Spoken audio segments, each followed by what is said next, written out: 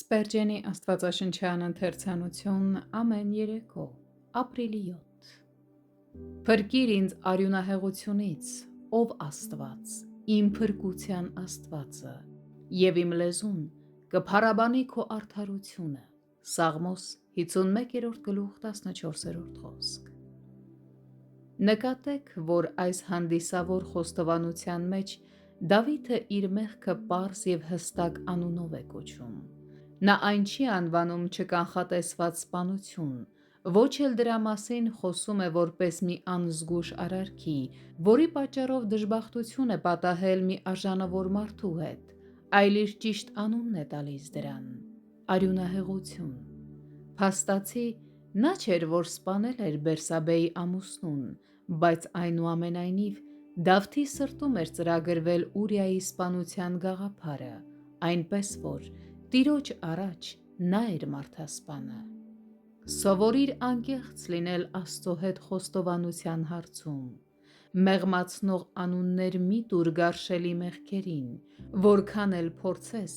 չես կարող ստիպել, որ դրանցից քաղցր հոտ գա։ Ջանք արա,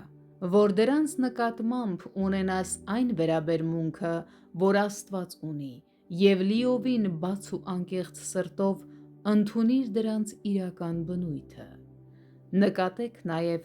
որ Դավիթը ակնհայտորեն ճնշված էր իր նողկալի մեղքի ծանրության տակ։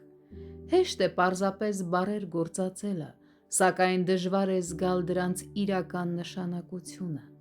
Սաղմոս 51-րդը կոտրված հոգի ունեցող մարդու պատկեր է։ Եկեք ձգտենք, որ մեր սրտերն էլ այդպես կոտրվեն, որովհետև որքան էլ ճոխ լինեն մեր բառերը, եթե մեր սիրտը չի գիտակցում, թե որքան կործանարար է մեղքը, ապա մենք չենք կարող ակնկալել, որ թողություն կգտնենք։ Այս խոսքը անկեղծ աղոթք է պարունակում, որն ուղղված է փրկության Աստծուն։ Նա է միայն, որ իշխանություն ունի ներում շնորհելու։ Հենց միայն նրա անունն արդեն վկայում է, որ նա փրկում է բոլոր նրանց, ովքեր փնտրում են իր երեսը։ Եվ ավելին, այս խոսքում նա անվանում է «Իմ փրկության Աստվածը»։ Այո, օրհնյալ լինի նրա անունը։ Երբ ես Հիսուսի անունով մոտենում եմ նրան, ես կարող եմ ցնծալ իմ փրկության Աստծով։ Սաղմոսերգուն ավարտում է գովելի խոստումով. Եթե Աստված ազատի նրան, նա կգովերքի,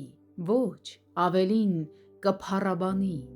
Ով կարող է այդպիսի ողորմություն ստանալով բարձրաձայն չփառաբանել, բայց նկատեք փառաբանության թեման՝ քո արդարությունը։ Մենք պետք է գովաբանենք թանկագին Փրկչի կատարած գործը, և նա, ով ամենաշատն է ճանաչում նրա ներող սերը, ամենաբարձր ձայնով կփառաբանի նրան։